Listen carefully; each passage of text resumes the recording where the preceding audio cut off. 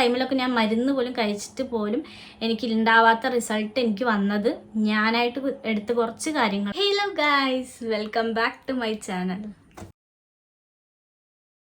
അപ്പോൾ ഇന്നത്തെ എൻ്റെ വീഡിയോ എന്ന് പറയുന്നത് ഭയങ്കര യൂസ്ഫുൾ ആയിട്ടുള്ള ഒരു വീഡിയോ ആണ്. എന്ന് വെച്ച് കഴിഞ്ഞാൽ ഇന്നത്തെ ഒരു ജനറേഷനിലെ ഓൾമോസ്റ്റ് എല്ലാ ഗേൾസും ഫേസ് ചെയ്യുന്ന ഒരു പ്രോബ്ലമാണ്. എൻ്റെ ഒരു ജനറേഷൻ്റെ ഒരു ലിവിങ് സ്റ്റൈൽ അല്ലെങ്കിൽ ജീവിതശൈലി കാരണം തന്നെ വന്നു പെട്ടിട്ടുള്ള ഒരു അസുഖമായിട്ടൊന്നും നമുക്ക് പറയാൻ പറ്റില്ല, ഒരു പാർട്ട് ഓഫ് ഹോർമോണൽ ഇൻബാലൻസ് എന്ന് പറയാം. അപ്പോൾ അതെന്ന് പറയുമ്പോൾ എൻ്റെ ഒരു എക്സ്പീരിയൻസിൽ നിന്ന് തന്നെ നമുക്ക് തുടങ്ങാം. ഓൾറെഡി PCOD ഉള്ളതാണ്. അതിപ്പോൾ ഞാൻ എൻ്റെ ഒരു ലിവിങ് സ്റ്റൈൽ തന്നെയാണ്. ഞാൻ ഒരു പഠിക്കുന്ന ടൈം കഴിഞ്ഞതിന് ശേഷം ഞാൻ വർക്കിനൊക്കെ പോയതിന് ശേഷമാണ്. വർക്കിന് പോയി കഴിഞ്ഞ് എനിക്ക് അതായത് ഹോസ്റ്റലിലായിരുന്നു നിന്നിട്ടുണ്ടായിരുന്നു. അപ്പോൾ ആ ടൈമിലെന്ന് പറയുമ്പോൾ നമ്മൾ ഹോസ്റ്റൽ ഫുഡ്, പിന്നെ അതുപോലെ തന്നെ നമുക്ക് പ്രോപ്പറായിട്ടുള്ള എക്സസൈസും കാര്യങ്ങളും ഒന്നുമില്ല. ലൈക്ക് നമ്മളിപ്പോൾ സ്കൂളിലും കോളേജിലും പോകുമ്പോഴെങ്കിലും എന്നെ സംബന്ധിച്ചിടത്തോളം എനിക്ക് കുറച്ച് നടക്കാനൊക്കെ ഉണ്ട്. അപ്പം ഞാൻ നടക്കുമായിരുന്നു, അങ്ങനത്തെ കുറച്ച് കാര്യങ്ങളൊക്കെ ഉണ്ടായിരുന്നു. പക്ഷെ ഞാൻ വർക്കിന് കയറിയതിന് ശേഷം എനിക്ക് ഒട്ടും എക്സസൈസ് ഇല്ലാണ്ടായി. പിന്നെ അതുപോലെ തന്നെ ജങ്ക് ഫുഡാണ് കൂടുതലും കഴിച്ചിട്ടുണ്ടായിരുന്നു. അപ്പോൾ ഒക്കെ ഭയങ്കരമായിട്ട് എന്താ പറയുക, ഹോർമോൺ ഇംബാലൻസ് വരാൻ തുടങ്ങി. അപ്പോൾ പീരീഡ്സൊക്കെ ഒരു 2-3 മന്ത്സൊക്കെ ഡിലേ ആവാൻ തുടങ്ങി. പിന്നെ അങ്ങനെ കൂടി വരാൻ തുടങ്ങിയപ്പോഴാണ് ശ്രദ്ധിക്കാൻ തുടങ്ങി. പിന്നെ ഞാൻ ഡോക്ടറിനെ ഹോമിയോ, ആയുർവേദിക്, പിന്നെ അതുപോലെ തന്നെ ഇംഗ്ലീഷ് മരുന്ന് എല്ലാം കാണിച്ചിട്ടുണ്ട്. അപ്പോൾ മെയിൻലി ഡോക്ടർ, അതായത് ഒരു ഡോക്ടർ ഉണ്ടായിരുന്നു, ഞാൻ ഭയങ്കരമായിട്ട് കമ്പനി ആയിരുന്നു കേട്ടോ. അപ്പോൾ ഞാൻ ഇത് പറഞ്ഞപ്പോൾ തന്നെ പുള്ളിക്കാരി എന്നോട് പറഞ്ഞു, നീ മരുന്ന് കഴിക്കേണ്ട എന്നാണ്. മരുന്ന് കഴിക്കേണ്ട ആവശ്യം നമുക്ക് ഈ ഒരു ഇതിലില്ല. അത് ഒരു രോഗമായിട്ടൊന്നും നമ്മൾ അവിടെയും പറയുന്നില്ല. അത്രയ്ക്ക് മാത്രം നമ്മളെ എഫക്റ്റ് ചെയ്യുകയാണെങ്കിൽ മാത്രമേ അതൊരു രോഗമായിട്ട് പറയുന്നുള്ളൂ. ഒരു യൂഷ്വലി ഉള്ള കാര്യങ്ങൾ വെച്ച് നോക്കുമ്പോൾ ഇതൊരു രോഗമായിട്ട് ഒരിക്കലും പറയുന്നില്ല. ലൈക്ക് ഇപ്പം നമുക്കൊരു 2-3 മന്ത്സ് ഡിലേ ആവുന്നുണ്ടെങ്കിൽ നമ്മൾ ആദ്യം തന്നെ മരുന്ന് കഴിക്കാണ്ട് നമ്മൾ ആദ്യമായിട്ട് ചെയ്യേണ്ടത്, അതായത് ഞാൻ ഡോക്ടറിനെ കൺസൾട്ട് ചെയ്തപ്പോൾ പുള്ളിക്കാരി എനിക്ക് പറഞ്ഞു തന്ന കുറച്ച് കാര്യങ്ങളാണ്. എന്ന് വെച്ചാൽ ആദ്യം തന്നെ പോയി ഡോക്ടറിനെ കണ്ട് മരുന്നൊന്നും നീ കഴിക്കേണ്ട ആവശ്യമില്ല. ആദ്യം എന്നോട് പറഞ്ഞത് കുറച്ച് കാര്യങ്ങളുണ്ട്, അത് ഞാൻ പിന്നീട് പറയാം. ഡോക്ടറിന് വരുന്ന ഓൾമോസ്റ്റ് കേസസ് മൊത്തം PCOD ഓർ PCOS എന്നുള്ള ഈ ഒരു ഇഷ്യൂ ആണ് കൂടുതൽ ജനറേറ്റ് ചെയ്യുന്നത്. അത് ഇന്നത്തെ ഒരു ജനറേഷൻ്റെ ഫുഡിൻ്റെ പ്രശ്നങ്ങളും പിന്നെ അതുപോലെ തന്നെ ജീവിതശൈലികളും കൊണ്ട് മാത്രം വരുന്നതാണ്, അല്ലാതെ വേറൊരു രോഗമോ അങ്ങനെ ഒന്നും അല്ല ഇത്. നമ്മൾ വിചാരിച്ചു കഴിഞ്ഞാൽ ഡെഫിനറ്റ്ലി നമുക്കത് എന്തായാലും മാറ്റിയെടുക്കാൻ പറ്റാവുന്നതേ ഉള്ളൂ. അതിപ്പോൾ എൻ്റെ ഒരു എക്സ്പീരിയൻസ് കൊണ്ടും ഞാൻ ഷെയർ ചെയ്ത് തരാം. നമ്മൾ വിചാരിച്ചു കഴിഞ്ഞാൽ ഡെഫിനറ്റ്ലി നമുക്ക് വിത്തൗട്ട് ടാബ്ലറ്റ്സ് എനി കൺസൾട്ടേഷൻ നമുക്ക് തന്നെ കൺസൾട്ട് ചെയ്ത് മാറ്റാവുന്ന ഒരു കാര്യമാണ്. നമ്മൾ ഗേൾസിന് കുറച്ച് ഹോർമോൺസ് ഓൾറെഡി നമ്മൾ പ്രൊഡ്യൂസ് ചെയ്യുന്നുണ്ട്. അപ്പോൾ ആ ഹോർമോണിൽ ബാലൻസ് ആയിട്ട് പോകാണ്ട് ഇംബാലൻസ് വരുമ്പോൾ ഉണ്ടാവുന്ന ഒരു പ്രശ്നമാണ് ഈ പീരിയഡ്സ് ഇറഗുലർ ആവുക എന്നുള്ളത്.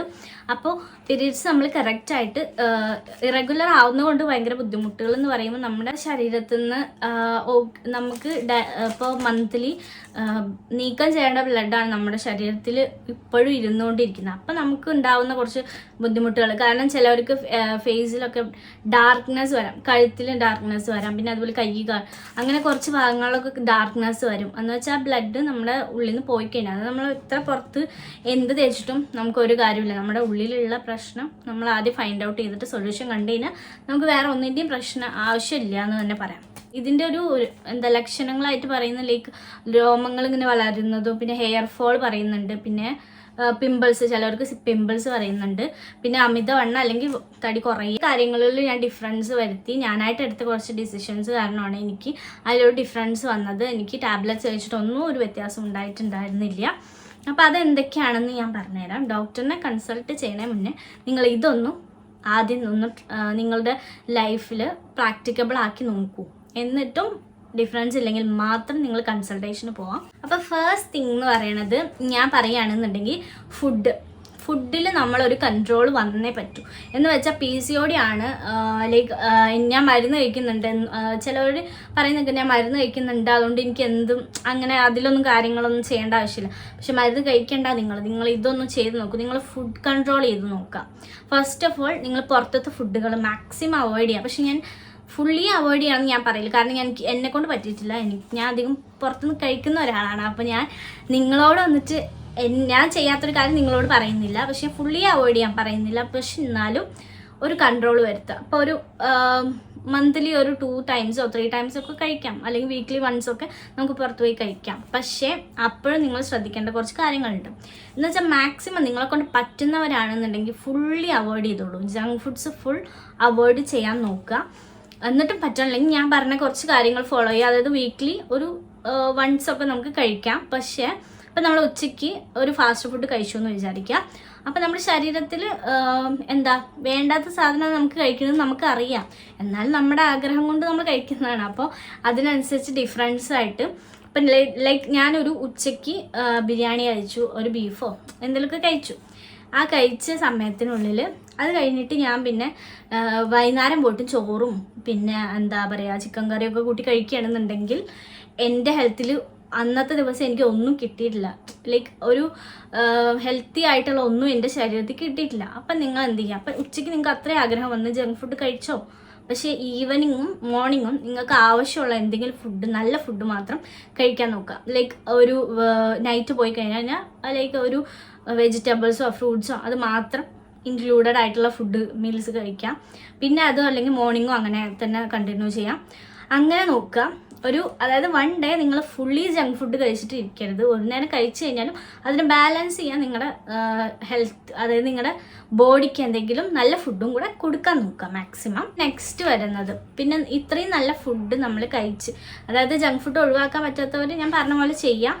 അല്ല ജങ്ക് ഫുഡ് ഒഴിവാക്കാൻ പറ്റുന്നവർ ഫുള്ളി ജങ്ക് ഫുഡ് അങ്ങ് ഒഴിവാക്കുക. ചിക്കൻ, ബ്രോയിലറൊക്കെ നമ്മൾ നന്നായിട്ട് അവോയ്ഡ് ചെയ്യാൻ തന്നെ വേണം. ബ്രോയിലർ കോഴി നമ്മൾ കഴിക്കുന്നതും ഗേൾസിന് ഹോർമോണൽ ഇഷ്യൂസൊക്കെ തന്നെ വരുന്നുണ്ട്. അപ്പോൾ ബ്രോയിലർ ഒഴിവാക്കുക. അല്ലാന്നുണ്ടെങ്കിൽ ഞാൻ പറഞ്ഞ പോലെ അത്രയും പറ്റാത്തവർ ഇങ്ങനെയൊക്കെ ഫോളോ ചെയ്യുക. പിന്നെ വേറൊരു കാര്യം എന്ന് പറയുന്നത് എക്സസൈസ്. നന്നായിട്ട് എക്സസൈസ് ചെയ്യാൻ നോക്കുക. നന്നായിട്ട് പറയുമ്പോൾ ഞാൻ ഉദ്ദേശിക്കുന്നത് ലൈക്ക് ഒരു 1/2 മണിക്കൂർ ദിവസവും പോയി എക്സസൈസ് ചെയ്യണമെന്ന് ഞാൻ ഒരിക്കലും പറയില്ല. എക്സസൈസ് ചെയ്യാൻ ഭയങ്കര മടിയുള്ള ഒരു കൂട്ടത്തിലാണ് ഞാനും. അപ്പോൾ 20 minutesോ അല്ലെങ്കിൽ 10 minutes എങ്കിലും, അറ്റ്ലീസ്റ്റ് ഒരു 10 minutes എങ്കിലും ബോഡി നന്നായിട്ട് വിയർത്താൽ മതി. അതായത് നമ്മൾ ഒന്നും ചെയ്യാണ്ട് നമ്മുടെ ബോഡി ഇങ്ങനെ വെച്ചുകൊണ്ടിരുന്നിട്ട് പെട്ടെന്ന് നമ്മുടെ ബോഡിയിൽ ഒരു ചേഞ്ച് വരുന്നു.